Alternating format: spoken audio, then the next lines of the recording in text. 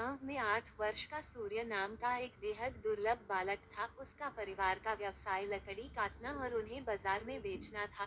one दिन सूरज यमुना नदी के किनारे पर लकड़ी काट रहा था। एक पेड़ की सूखी टहनी यमुना नदी की ओर झुकी हुई थी। सूरज की खास बात ये थी कि वह कभी भी हरी भरी टहनी को नहीं काटता था। उसने देखा कि जो टहनी यमुना नदी की ओर झुकी हुई है वह बिल्कुल सूखी हुई है।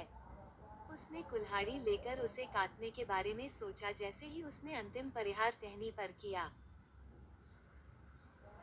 टहनी नदी में गिर गई और सूरज ने भी उसी टहनी को बचाने के लिए यमुना नदी में छलांग लगा दी। यमुना नदी का बहाव बहुत ज्यादा तेज था क्योंकि वह मौसम बारिश का मौसम था। सूरज काफी देर तक नदी से बाहर निकलने के लिए प्रयास करता रहा, परंतु उस धारा में खुद को बहने से न रोक सका। काफी मेहनत करने के बाद भी वह सफल नहीं हो सका था और नदी के बहाव के साथ ही बहता गया।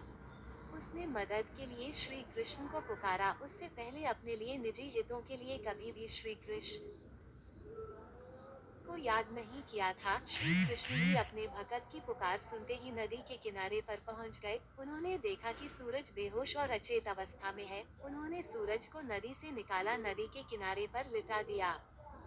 सूरज की आंखें बंद थी, परंतु उसको एहसास हो रहा था कि किसी ने उसे बीच नदी से बाहर निकाला है और उसकी देखरेख कर रहा है। जैसे सूरज की नींद उठा, उसने देखा उसके आसपास कोई भी नहीं है, परंतु वहां पर एक मोरपंख पड़ा था। इस मोरपंख को देखकर वह समझा गया कि उसके प्रभु श्री कृष्ण ने ही उसे बचाया था।